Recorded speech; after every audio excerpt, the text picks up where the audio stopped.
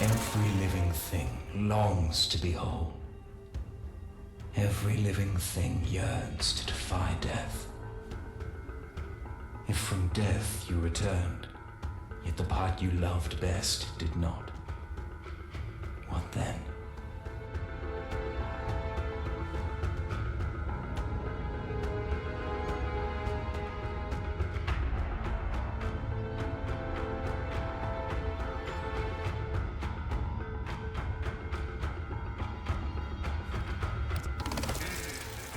My name is Sigor Savah, morphology specialist with Nef Anyo's Venusian terraforming expedition.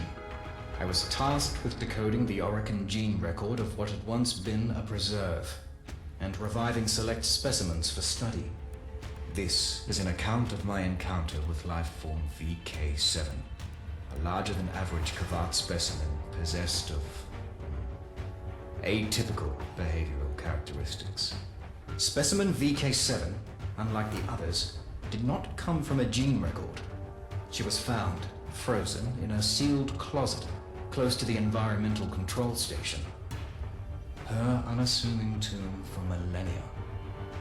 Here, then, was an intact example of Orokin-era fauna. I was Corpus, a scientist second and a businessman first. VK7. An Orokin strain Kavat of unusual size and patterning. Well, I could think of several members of the nobility who would pay a fortune for such a thing. Enough to buy a handsome slice of any planetoid of my choosing.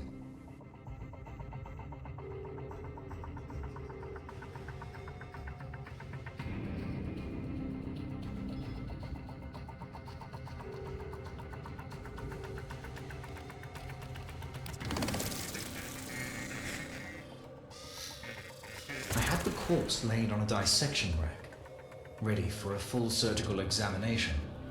Then, like any animal dreaming, the paw twitched. I glanced at the vitals scanner, expecting to see some anomalous electrical reaction taking place, contracting ancient muscles, but no. What I saw there was a beating heart. I did not revive specimen VK7. Before my eyes, she willed herself back to life. It was the most beautiful thing I had ever seen. Some speak of feeling a connection to something greater than themselves, to which I laughed, as any right-thinking Corpus would. Life is profit, profit is life. But in that moment, watching that animal claw her way out of death's dark pit, though I did not admit it to myself, something in me was forever changed.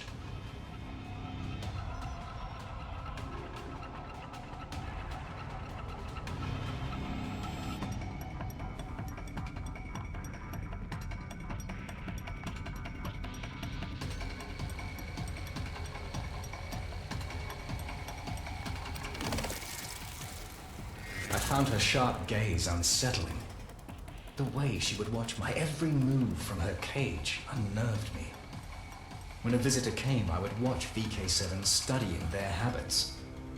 In time, she came to anticipate regular arrivals, having memorized their schedules. On the morning of my fourth shift, I entered my laboratory to find her cage door open and VK7 gone. One consequence of breathing life back into a world is unintentionally resurrecting life forms and viruses one finds less desirable. The infestation is both of those things. Reports returned of some hive sites found destroyed, and then of a large beast found at others. An animal intelligent enough to learn and react to Corpus behaviors and patterns. Some claimed it had learned to measure ammunition expenditure, to better attack when a target was most vulnerable. Needless to say, almost none who attacked the beast survived. This had to be specimen VK7.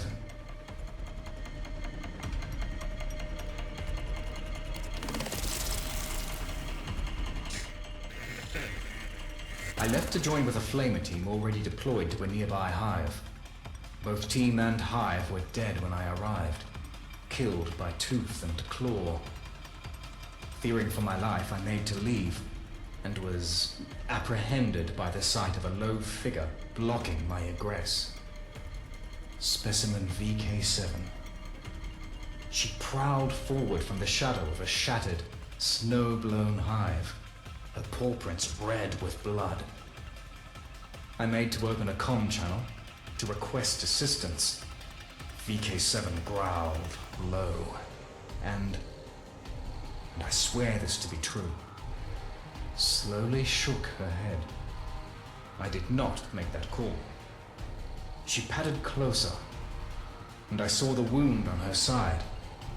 She turned that side toward me, an act of trust, and a request for aid. I unpacked my field kit and carefully went to work.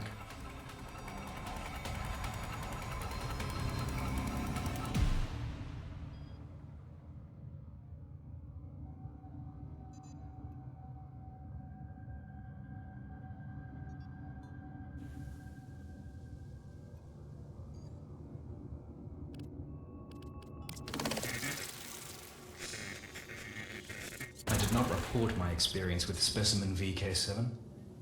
I could not admit why then, but now I can tell you. I felt it would have violated a trust. There I was, a morphology specialist, sworn to the Corpus Empire, and yet, for reasons entirely illogical, I placed loyalty to a wild animal above my life oath, and every doctrine that values self-interest above charity. But keep that confidence I did. I think that is why VK7 brought me the hand.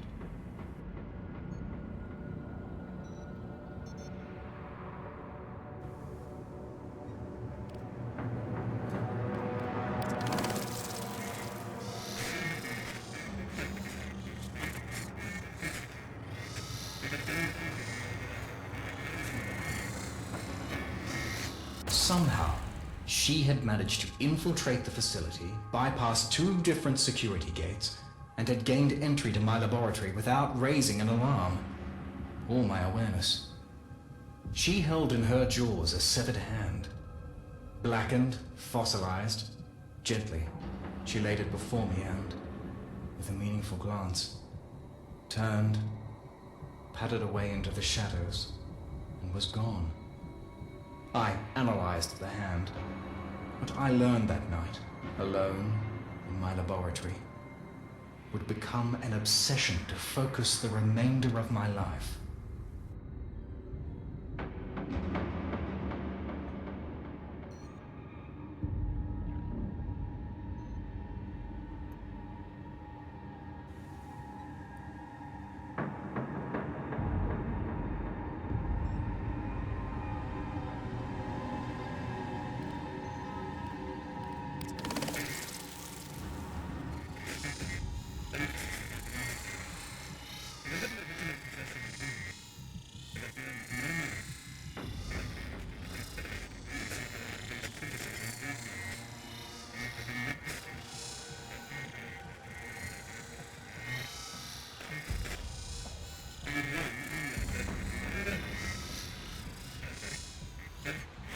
The hand was of Orokin construction, emphasis on that last word.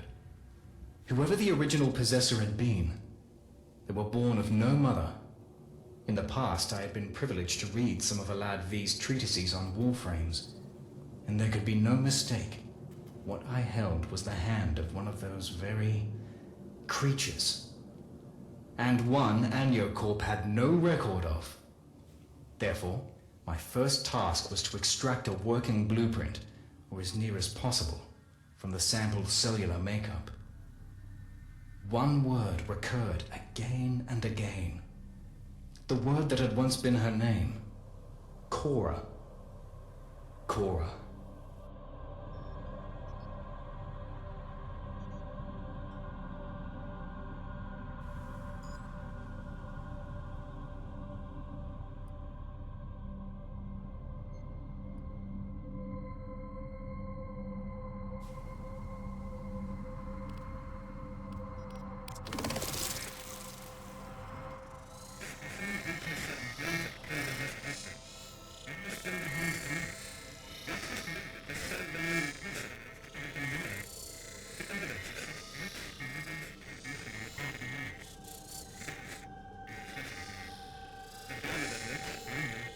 I was convinced. Specimen VK7 wanted Cora resurrected. Why else bring the hand to me? Why trust me with this sole remaining piece of a lost Orokin warrior? The evidence of such rich, nuanced cognition on the part of an animal. That was the real treasure here. The value of which, I knew, would be lost on my superiors. VK7 would be hunted down and, at best, captured for testing. At worst, well... Therefore, I told them none of this. To no avail.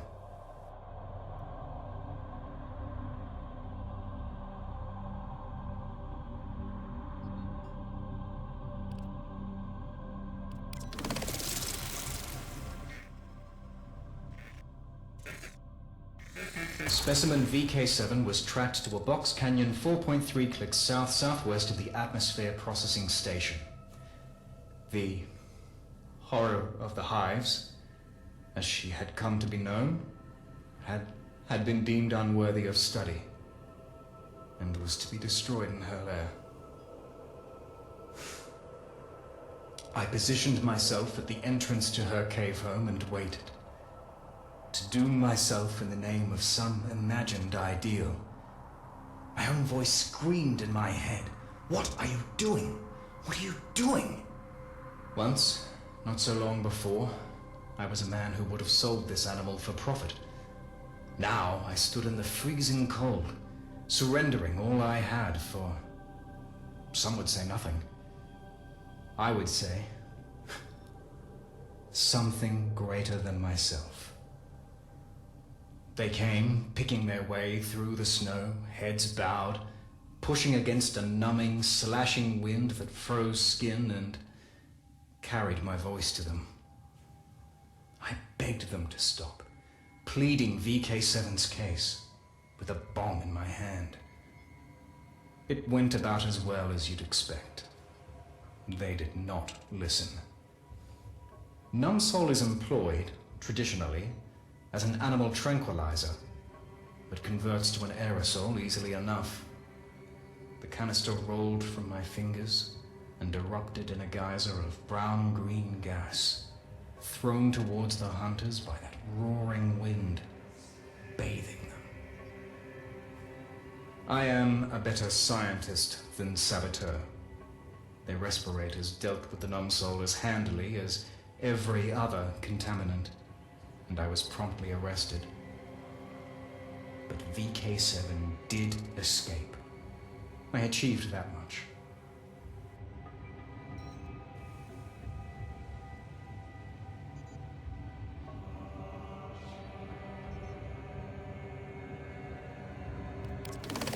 The atmosphere processor wasn't made for imprisonment or interrogations, but the lack of facilities did not prevent them performing both.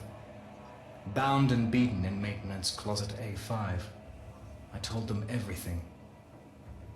It doomed me. Zil, the oxygen tech from Reclamation 3, had a previous career in psychological operations for some branch of the military. Therefore, he had been selected to administer to me, to interview me and, ultimately, to execute me. Barrel pressed to my forehead. Zil said he would prefer it if I did not look at him. Obliging as ever, I closed my eyes. There was a sharp crack, then nothing more. I opened my eyes. Zil lay dead at my feet, limp, throat clasped in VK7's jaws. I was Corpus no longer. Remaining on Venus would be death for both of us. We had to escape.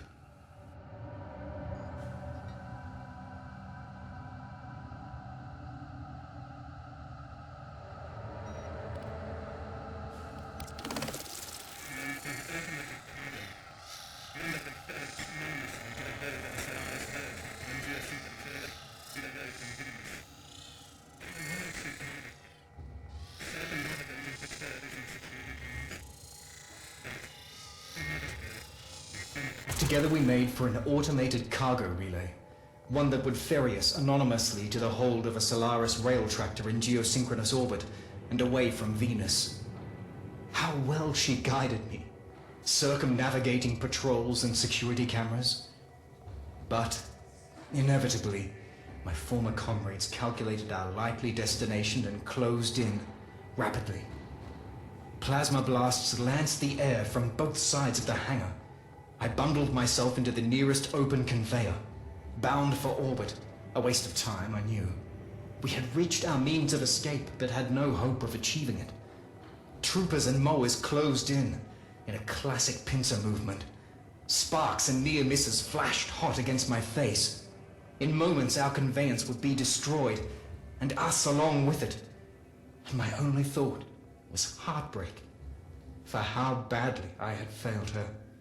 In that final moment, VK7 did something that will stay with me for the rest of my days. With one of her meaningful glances, the last we would ever share, she reared up and activated the conveyor. My pod's door slammed shut, and outside my viewport, she leapt toward the enemy. Before I could slap the release and free myself, the mag rails activated, and I was hauled out of the complex, skyward, and into orbit. Saved, leaving her behind.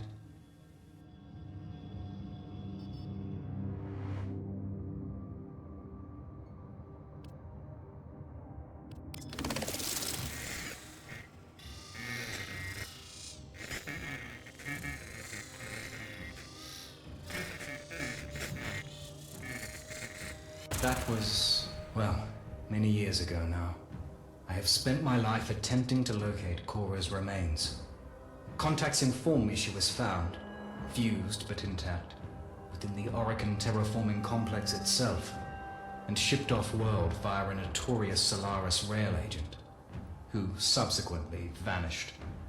I now believe, firmly, that her remains are to be found on the Eidolon Plains. I go there now, entrusting these encrypted logs to my old friend, Konzu, for safekeeping.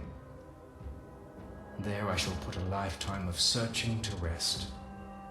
I have never doubted that VK7 survived Venus. And to this day, I still believe that before I leave this life forever, I shall one day look up from my writings to find a familiar figure standing in my doorway, alongside her Kavat. I am Sigor Savah, a better man, as it turns out, than a scientist.